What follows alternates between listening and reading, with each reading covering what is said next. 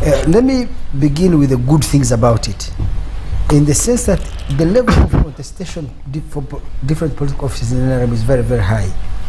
That is a reflection of two elements about NRM. One, that internally the party enjoys a high degree of diversity. There are different and diverse opinions which are allowed to flourish, which is a very good thing.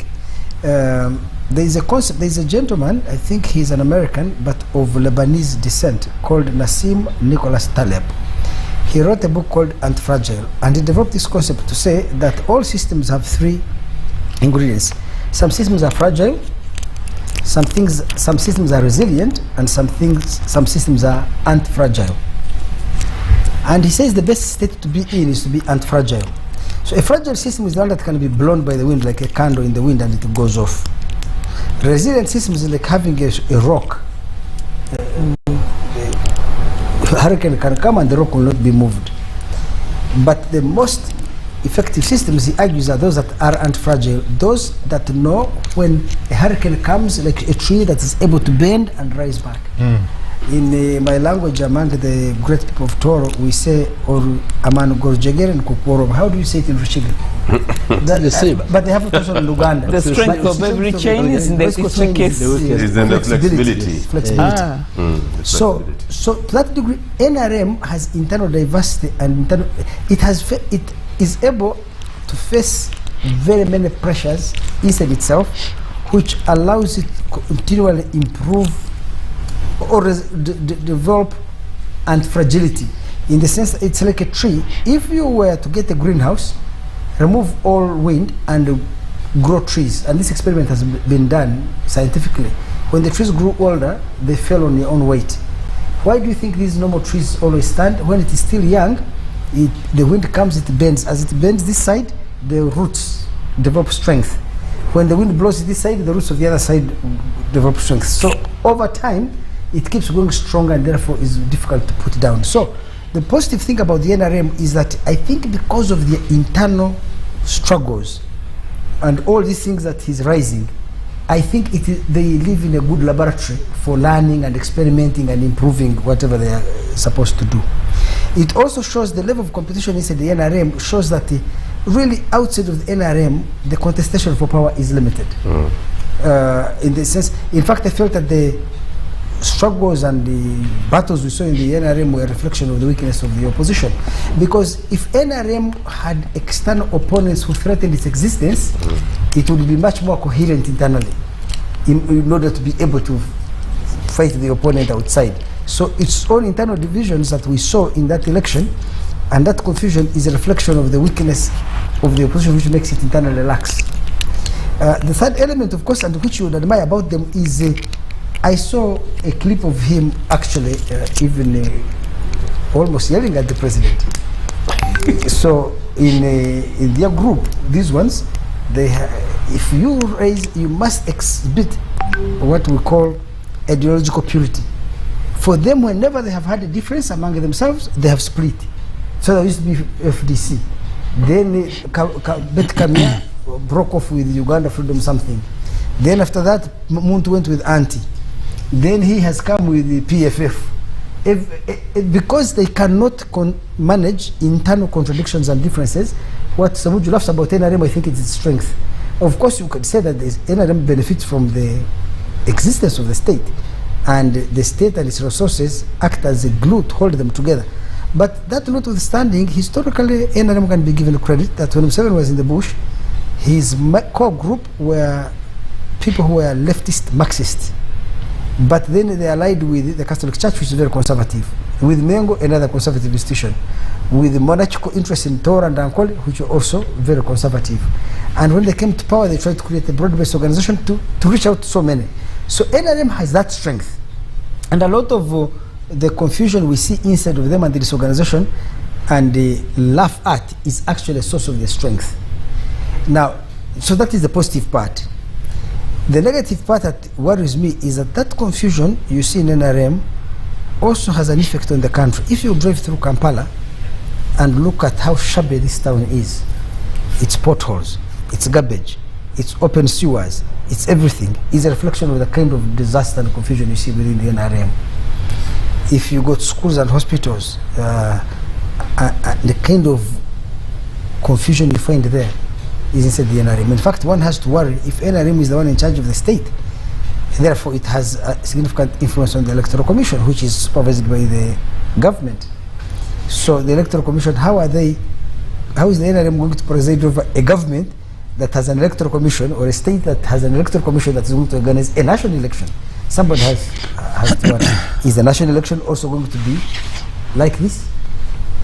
We have to ask that question. The final thing that I saw there is the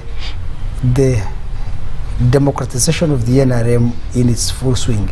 You know, there's an American philosopher called Will Durant. He said there are three systems of government that have been successful and unknown to man.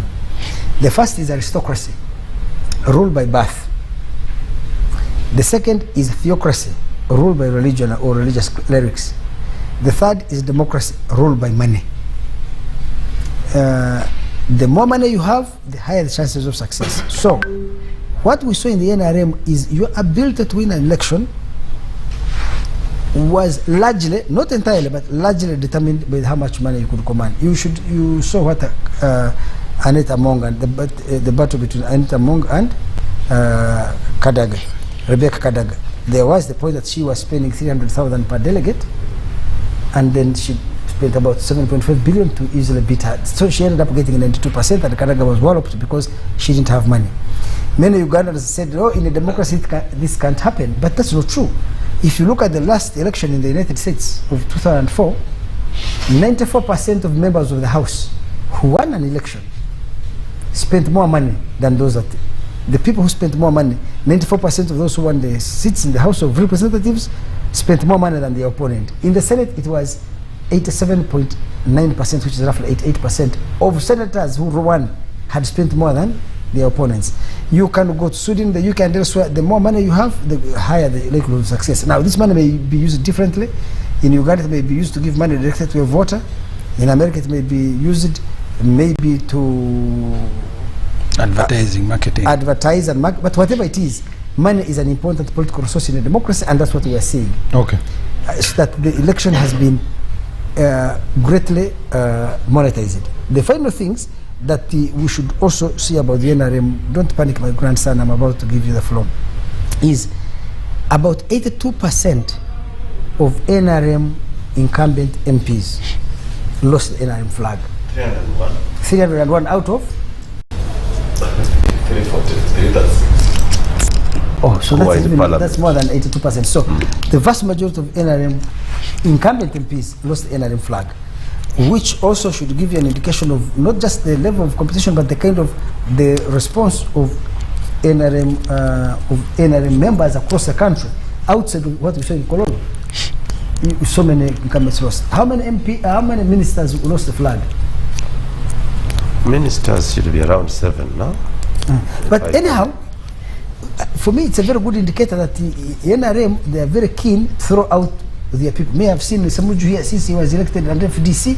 The man has become a permanent fixture, just like Museveni in the party and in the position he has in his constituency. Yes, but the NRM itself, with the exception of Museveni, all other ones of their members are really subjected to. NRM has a very high anti-incumbency bias. So in that sense, it is a party, from my perspective, that is actually continually renewing itself. It is able to shed off the old, bring in the new, and constantly change. And this is the strength, actually. And I'll come back to you on that one. Honorable Ssemujju, coming to you. When you look at this new guard of SEC, what do you make of it? Except yes. About our SEC? Yes. Okay. Does he know what SEC is? Their SEC has Nubian League. Tangodoi, the political parties by law are public institutions. This is not your NRM. Taxpayers pay money partly to run this party. So it's a public institution, that's why you go to register. But for me, I think the point you started with, whether as a country we are making strides or not. Because the nature of the NRM internal elections is also reflective of the general elections. NRM as a military outfit presided over by General Yoweri Museveni, who does not subject himself to any internal process.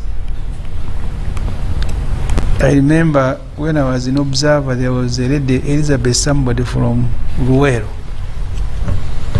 People didn't even know whether she was okay. She went and picked forms to contest first as the chairperson of NRM. But even in that state that people were doubting, Museveni immediately appointed her senior presidential advisor to make sure he doesn't face any election. Then he will preserve Chigongo because of history. Because when Professor Ule died during the Renewal War, the Waganda fighters were always complaining that this thing was, this outfit was of herdsmen. So that's how Museveni made Chigongo the vice chair. But Chigongo was largely during the Renewal War. Museveni's driver between Kampala and the bush. I respect him. There are many things I will not say about him, but that was his main job. Museveni goes to Kenya. When he comes back, it is Chigongo driving him to Nakulabye before he sneaks into Renewal. So that's the vice, and those are the sort of vice that Museveni will want. Whether vice president, whether NRM vice chairman, the level must be of Chigongo, Jessica Lupo, and so on and so forth.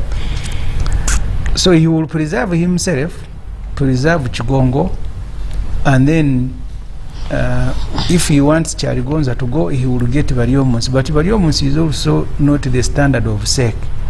Because the Variomunsi I have known, he will speak his mind. Sometimes he say things that are very irritating, but he can't change himself. Variomunsi is Variomunsi.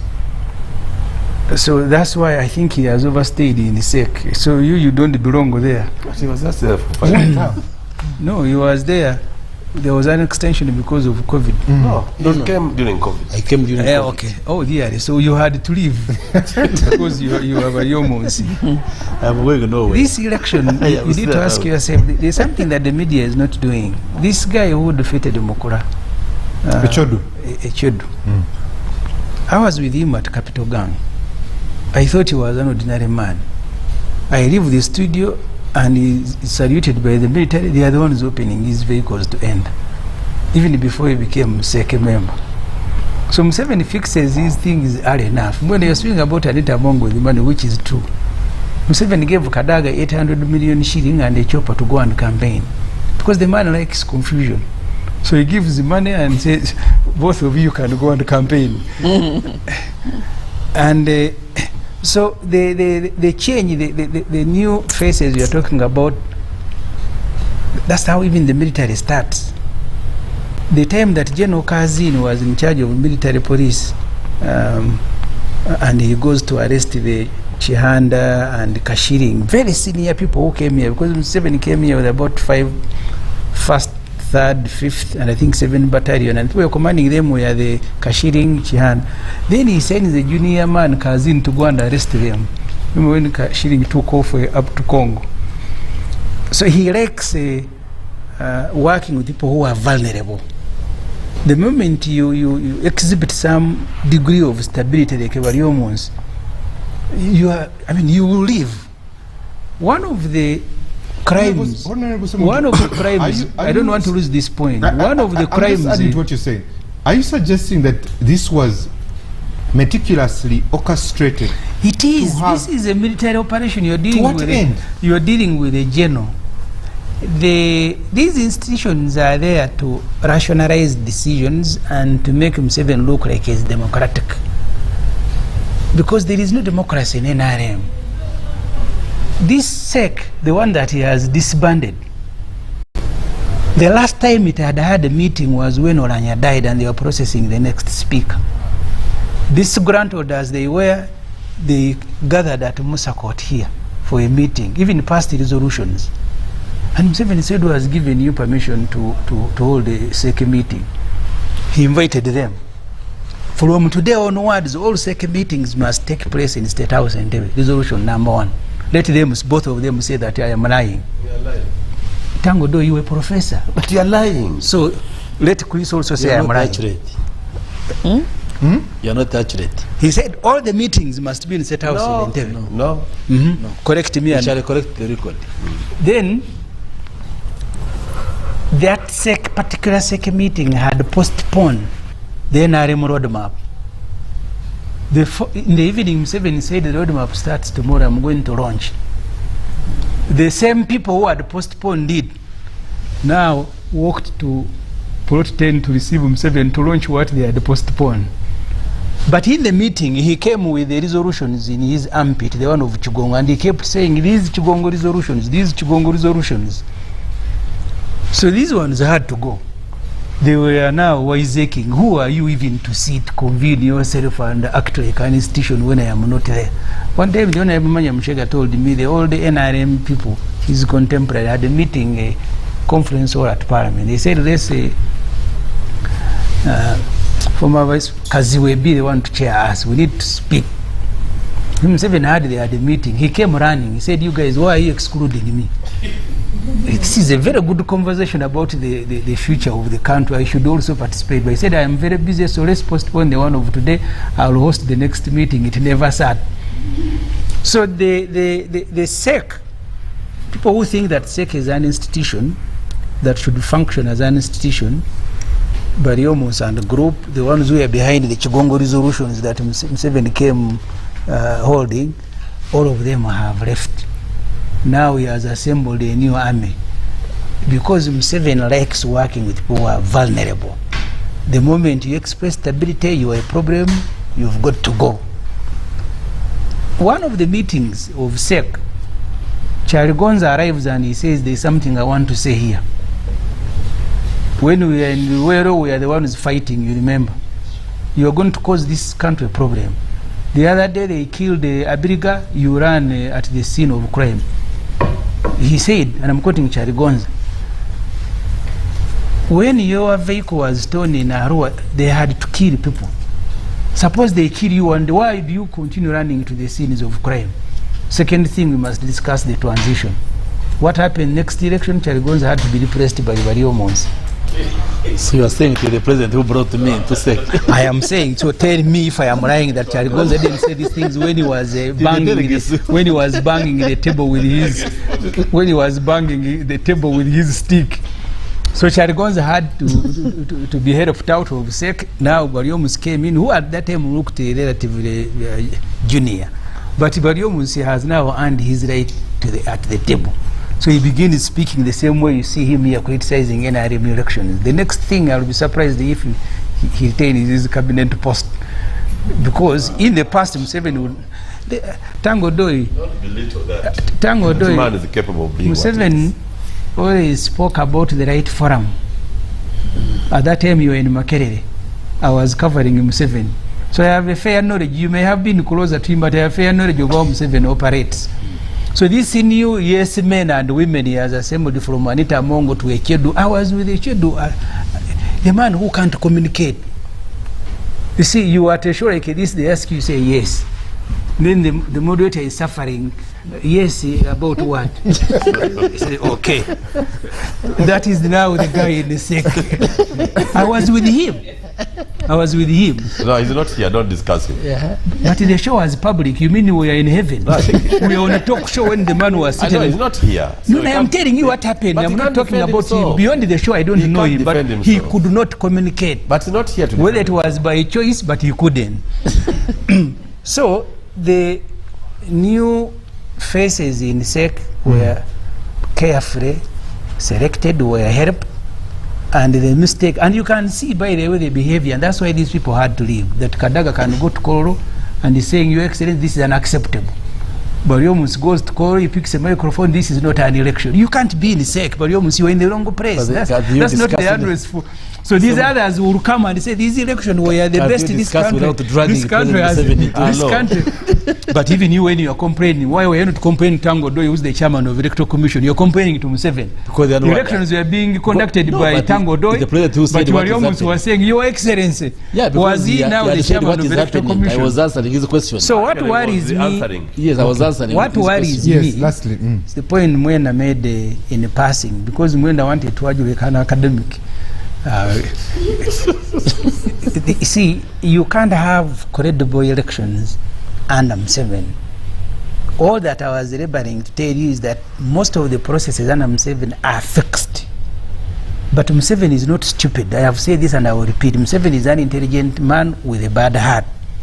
With a bad heart? Yes. No. Very intelligent, but with a bad heart. Museveni has a good heart. That's how you measure him. It's you, Professor. Yeah, I measure him as and a I don't good want by people to blame Tango Doi. Tango Doi is just a hangerman. He doesn't pass the judgment. The judgments are passed by judges elsewhere. His job is to come and chop off the head. Thank you. So Bariomus was unleashed, and that's why Bariomus deliberately, both Bariomus and Kadaga, were complaining about the elections, not to the chairman of the Electoral Commission, but to the judge himself who had passed the judgment. This one must go. None of them was addressing Tango Doi. Tell me why. Because they should be angry with the Tango Doi. All of them, you have messed up election. But Chris was addressing the judge himself. He was the meeting and he was the chairman. So you're addressing the chair. Gentlemen, allow me to bring in Professor here.